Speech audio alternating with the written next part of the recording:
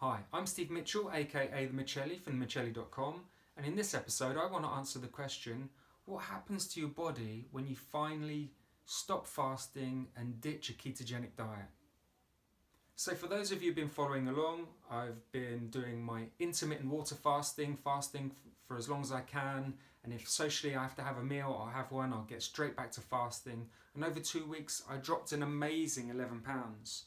Well, I decided to take a break from all of that and take my family, pack them all up and take them away for a few days, and we went for a mini break in Wales.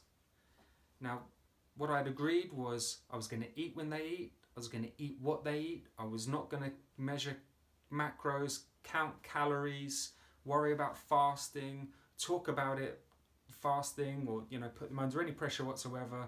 We're just going to go and enjoy ourselves and do whatever we wanted.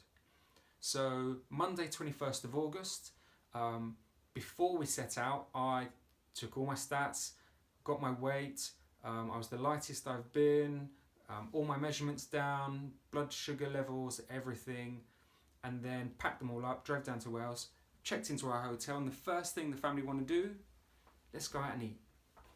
So we looked around, found a lovely gastro pub where they serve nice food and proper beer. Hadn't had beer in ages, so to have a pint of proper beer, and when I say beer, I don't mean that fizzy poppy lager stuff, I mean proper real ale, brown beer.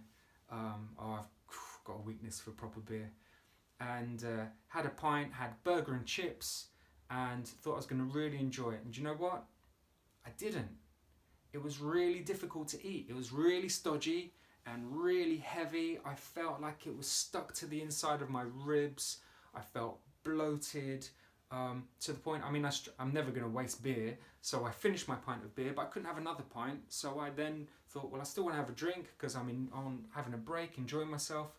Had a glass of wine, which was a bit easier to consume, but at the end of the evening I was so bloated, so uncomfortable, really didn't enjoy it whatsoever, and actually had a really difficult night. So Tuesday, decided to take the family to the beach, and while I was on the beach I decided I was going to make you a video entitled something like how once you train your body to run off ketones, and once you're fat adapted, you don't need carbs, how your body kind of rejects it. Because all of Tuesday I felt sluggish, I felt bloated, I was uncomfortable, I was lethargic, I just was not happy with myself whatsoever. So I had attempted, I shot a number of different takes in trying to do you a video. If you're interested what happens when you finally ditch a ketogenic diet and stop fasting, go back to your old carb-laden sugary ways, are there any negative side effects? Well, I did that yesterday, and I'll tell you how I feel today. It's not good. But because I didn't have my MacBook with me, I didn't have any editing equipment, I wasn't able to post that. And actually I'm glad that I didn't, because that evening, everybody, what do you want to do? We want to go out to eat again. So we then found an American style diner where they could have more chips, and kids could have pizza. I had a big steak, plenty of puddings and milkshakes and that type of food. And actually it was so much easier. I probably had 5 pints of beer that night, no issues whatsoever. I was back into my old habits, could carb it up, have as much sugar as I wanted, didn't matter, have as much beer as I wanted. And that also surprised me, that how quickly you can break, how slowly it takes you to make good habits, and how quickly, one night of discomfort and then straight back on it, and then it's easy, so easy. So then yesterday, and I slept better, my body was then straight back running on sugar again. So yesterday we went out again, and our final meal in Wales was, we went to a ice cream parlour in Cardiff, lovely place. I had a huge ice cream sundae thing with waffles, banoffee goodness, delicious. But then I decided, well, as soon as we set foot back in England, I'm going to go right back to my fasting, and I was going to record my weight. So yesterday when we got in, I was right back up to 82 kilos. This morning, overnight, So I fasted.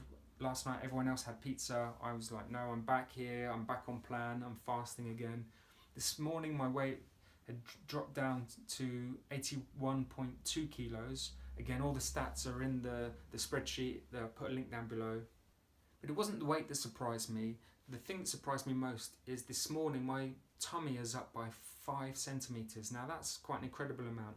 That's not bloating from food and gas.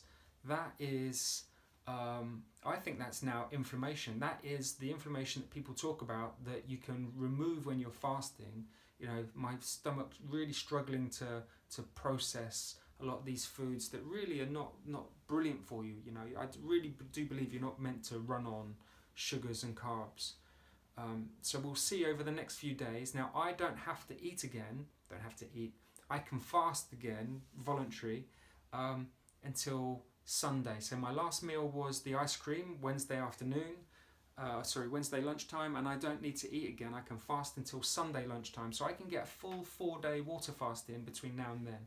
So I'm interested to see, do I regain the progress that I've made quickly? Do I lose the weight quickly? Does my stomach go back to how it was? And actually, can I make any more progress and get right back on it? So if you're interested to see what happens over the next few days, please subscribe and follow along. If you like this video, please like it. And if you haven't already, get yourself over to themichelli.com, where there are still plenty of style articles. And what I'll do is, when I've got enough fasting content, I'll start to produce articles on the evidence that I found with all the data. So it's a little bit easier to consume than some of these YouTube videos. Okay, that's it for now, and I'll see you in the next video. Okay, thanks a lot.